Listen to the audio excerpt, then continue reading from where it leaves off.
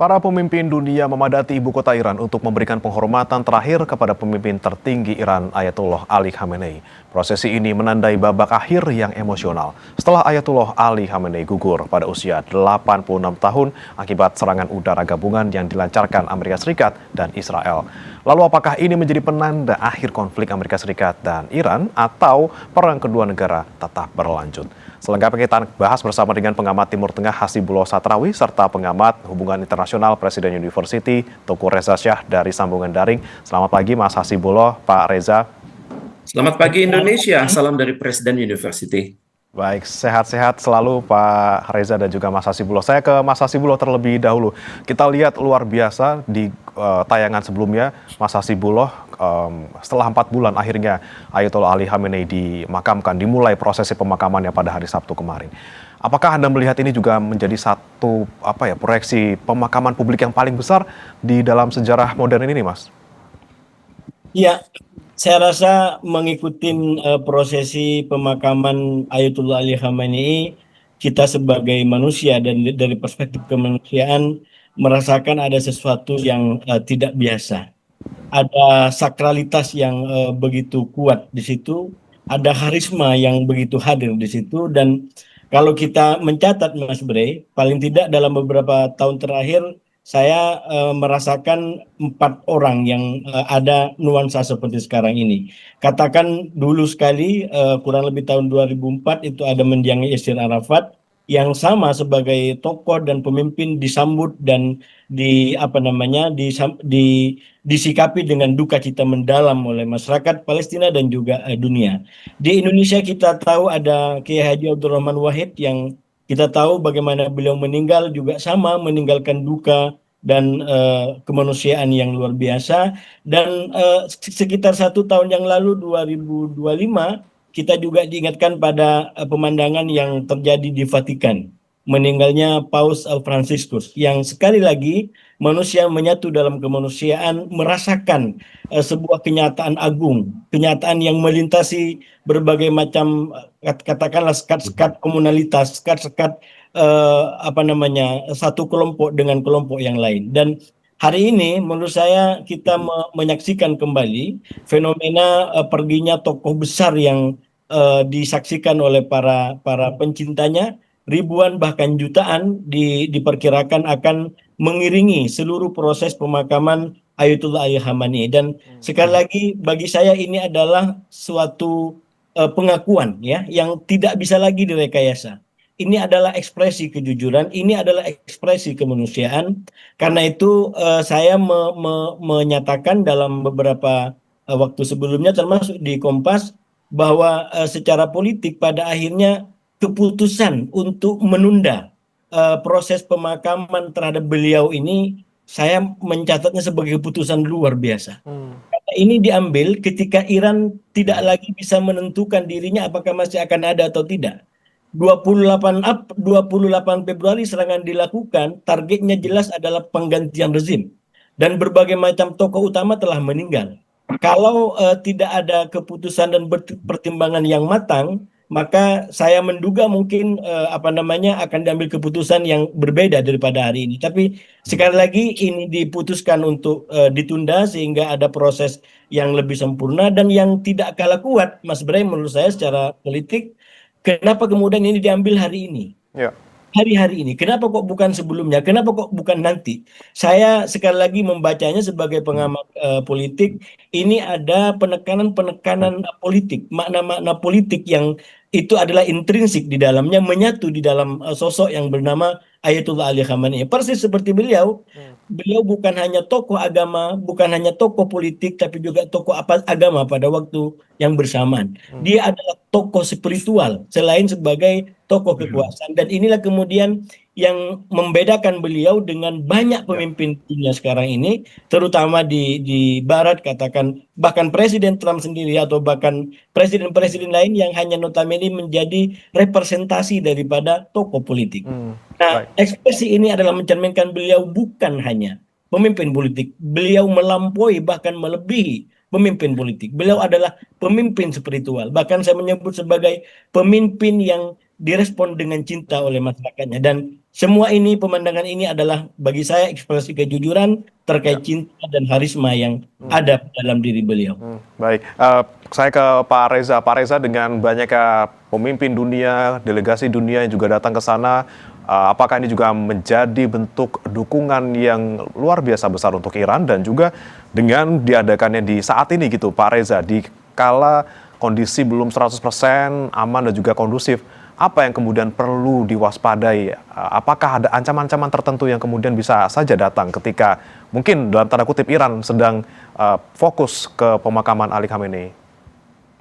Kalau saya perhatikan cara berpikir Iran adalah mereka negosiasi jalan terus, tapi kesiagaan nasional itu jalan terus. Kesiagaan itu terlihat dari sekitar 20 juta orang yang hadir pada upacara yang mulia hari ini dan beberapa hari ke depan.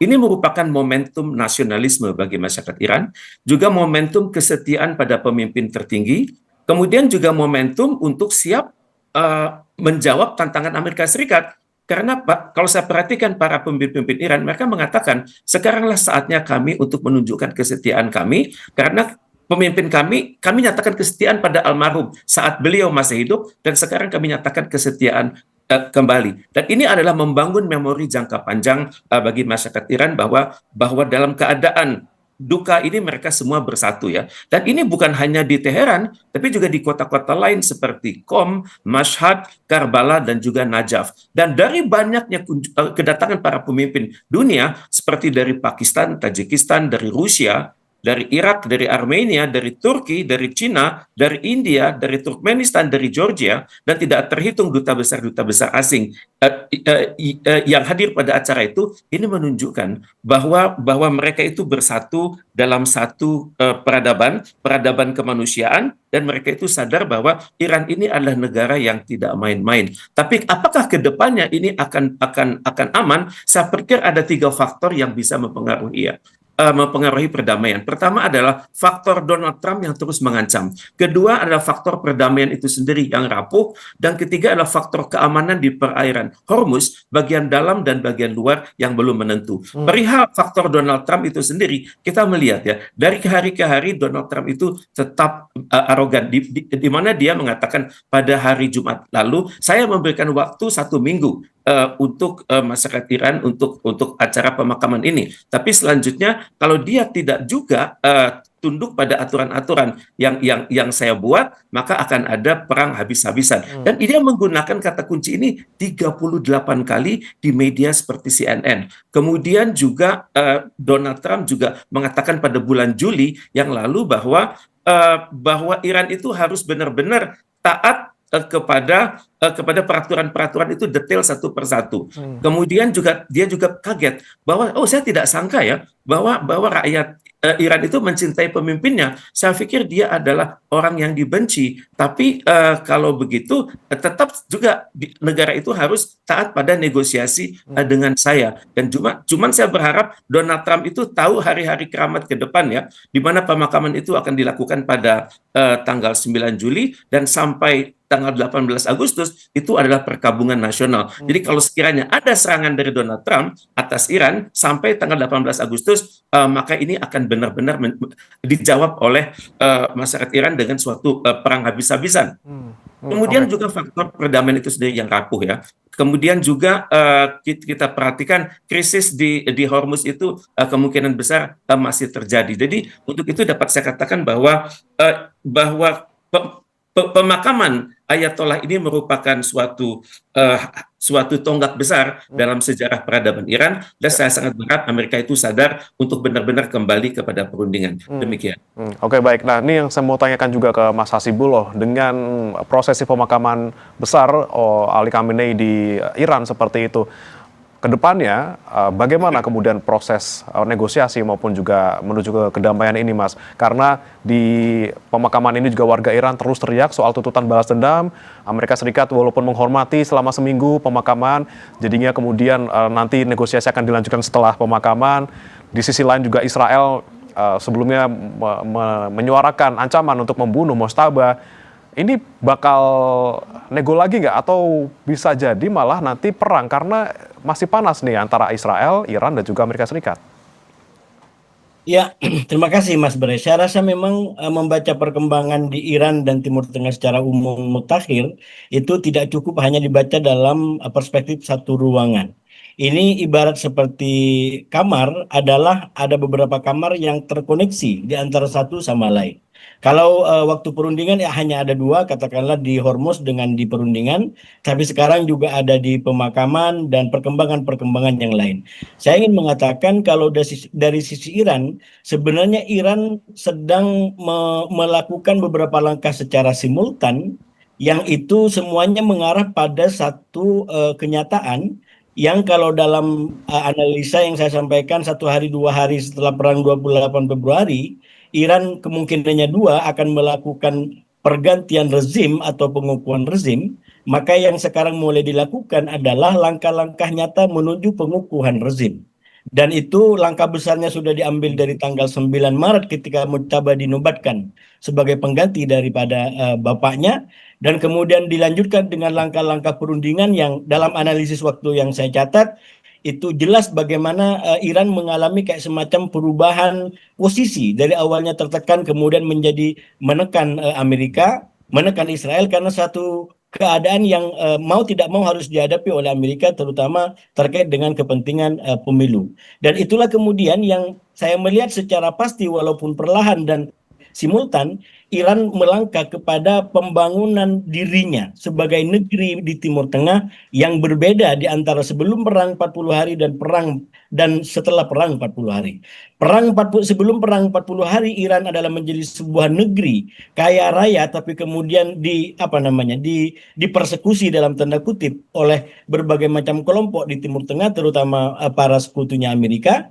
Dan kemudian perang 40 hari dijadikan sebagai kesempatan oleh Iran melakukan sebuah perlawanan totalitas, melakukan sebuah perjuangan besar sehingga dia mencapai titik hari ini. Yang kalau kata Galibab, apa yang dicapai oleh Iran hari ini tidak terlepas dari rudal. Karena itu cara berpikir Iran, kata Galibab, adalah kami tidak harus memilih di antara rudal atau diplomasi. Kami harus menggunakan rudal pada satu waktu dan menggunakan diplomasi pada waktu yang lain. Jadi saya melihat hari-hari ini dan ke depan sebenarnya ini adalah sebuah upaya pembangunan ulang, pembaharuan Republik Iran mewujudkan yang disebut sebagai Iran pasca perang. Dan bayangannya itu sebenarnya udah nyata bagaimana Iran tidak lagi mau didikte. Dan salah satu yang digunakan misalkan kartu Hormuz. Jelas Iran tidak ingin lagi melepas kartu Hormuz, walaupun harus berhadapan kembali dengan Amerika, walaupun harus kembali kepada perang total. Iran berpegang pada Hormuz, dan menurut saya itu sebuah kenyataan yang sangat strategis yang diambil oleh Iran, karena nyatanya Hormuz hari ini jauh lebih efektif menekan Amerika, bahkan dunia secara umum, bahkan daripada nuklir sekaligus. Nuklir hanya menjadi Iran dalam sebuah permusuhan bagi banyak negara, tapi dengan Hormuz justru Iran memberikan peran yang sangat efektif. Dan itu yang dari awal Mas Bre saya sampaikan, ini adalah kartu, ini adalah sayap yang digunakan oleh Iran dalam perang ini, dalam bola lambung. Itu saya sampaikan berulang-ulang semenjak dari perang ini, dan pencapaian Iran hari ini tidak lepas daripada efektivitas serangan bola lambung melalui sayap Selat Hormuz yang sekali lagi kalau kita melihat Iran ke depan, Iran tidak akan melepaskan Hormuz. Bahkan sekarang situasinya juga semakin kuat berpegangan kepada Hormuz. Oke, masih Hormuz yang menjadi andalan Iran tentunya untuk bangkit dan juga menekan Amerika Serikat. Saya kembali ke Pak Reza. Pak Reza, jika kita lihat kondisi saat ini gitu, mungkin Amerika Serikat mikir-mikir lagi untuk menyerang Iran paling tidak dalam masa berkabung pemakaman Ali Khamenei. Tapi bagaimana dengan Israel misalnya? Karena di tengah-tengah negosiasi selalu Israel datang mengacaukan semuanya. Apakah kemudian kita juga patut waspada terhadap ancaman Israel, dan apakah Amerika Serikat bisa ngontrol Israel paling tidak seperti apa yang dikatakan oleh Iran, harus bisa menjaga ataupun mengendalikan dalam tanda kutip hewan peliharaannya? Tepat sekali ya, Israel adalah kekuatan yang luar biasa. Kalaupun Amerika mengatakan ingin mengontrol Israel, tapi dalam kenyataannya justru Israel yang mengontrol Amerika Serikat. Kita perhatikan misalnya ya, perusahaan-perusahaan multinasional itu selalu mengupayakan kontrak itu selalu dibuat.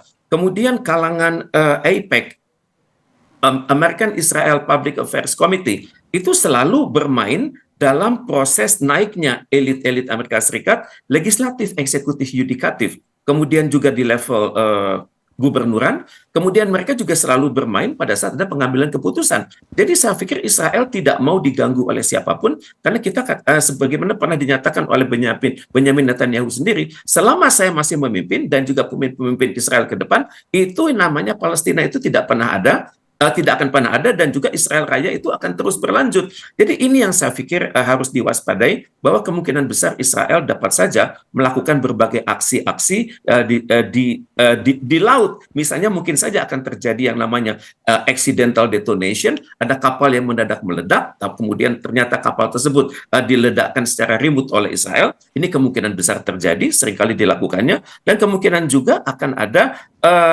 aksi-aksi terpisah yang merupakan suatu false flag. Istilahnya itu lempar batu sembunyi tangan. Sembunyi tangan kemudian menciptakan krisis antara Amerika Serikat dan Iran. Dan untuk itulah saya perhatikan Israel itu selalu punya kemungkinan. Misalnya kita perhatikan pada saat hari-hari terakhir bulan Juni silam, bukankah Israel memprakarsai perundingan trilateral antara Israel, Lebanon, dan juga Amerika Serikat, yang intinya adalah Amerika Serikat akan datang ke Lebanon untuk memperkuat ekonomi dan juga mendukung angkatan bersenjata Lebanon, dan kemudian pada saat yang sama, ini adalah saat-saat di mana UNIFIL akan mengakhiri tanggung jawab mereka, dan untuk itu dapat dikatakan bahwa dengan adanya perjanjian baru ini, trilateral ini, maka Hezbollah itu kemungkinan besar akan tersingkir. Jadi dengan demikian perluasan wilayah Israel akan masuk ke seluruh wilayah Lebanon. Ini yang harus diwaspadai. Dan pada saat yang sama, emosi di Iran sedang sangat tinggi. Sedang ada penyatuan spiritual antara masyarakat dengan pemerintah mereka. Dalam kondisi seperti ini, bila pemerintah Iran merasa bahwa kelompok-kelompok pro-Iran itu sedang terganggu, teraniaya, dan ada potensi dimusnahkan, maka tidak mustahil Iran akan melakukan langkah-langkah strategis di berbagai titik di Hormuz dan juga di luar Hormuz. Demikian. Baik. Saya kembali ke Mas Hasibuloh. Mas Hasibuloh, jika kita bicara soal perundingan yang kemungkinan akan dimulai lagi setelah rangkaian pemakaman Ali Khamenei berakhir seperti itu, apakah kemudian ke depannya ini Iran masih akan getol untuk mempertahankan Selat Hormuznya dan masih membahas lagi-lagi soal Selat Hormuz, sementara isu-isu lain mungkin akan lebih dikesampingkan, pokoknya Selat Hormuz beres dulu nih? Ya, sebenarnya kalau kita baca perkembangan-perkembangan yang ada, termasuk di perundingan itu yang saya bilang tadi, itu kayak Iran sedang membangun masa depannya, Iran ke depan, walaupun memang berbeda-beda, tapi strukturnya menurut saya nggak jauh berbeda. Yang pertama, bagaimana Iran ke depan akan lebih berdaya, itu bisa dibaca dari kesepahaman terkait dengan pembukaan sanksi dan pencairan aset yang dibekukan gitu ya.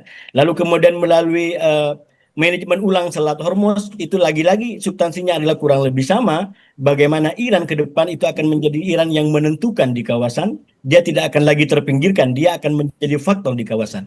Bahkan berkaitan dengan penghentian semua perang di semua front, terutama di Lebanon, itu artinya apa? Artinya adalah tangan-tangan Iran, kuasa-kuasa Iran itu makin kuat menentukan. Tidak perlu senjata, karena cukup dengan kesepahaman dengan Amerika, maka mau tidak mau Israel harus out dari Lebanon. Coba bayangkan, ini Iran tidak menggunakan senjata, tapi dia menggunakan kesepahaman dengan Amerika untuk memaksa Israel out daripada Lebanon. Karena itu, kalau kita baca respon daripada Israel menyadari cara main Iran yang di balik layar, di balik perundingan, tapi dia meneguhkan kekuasaannya, meneguhkan dominasinya.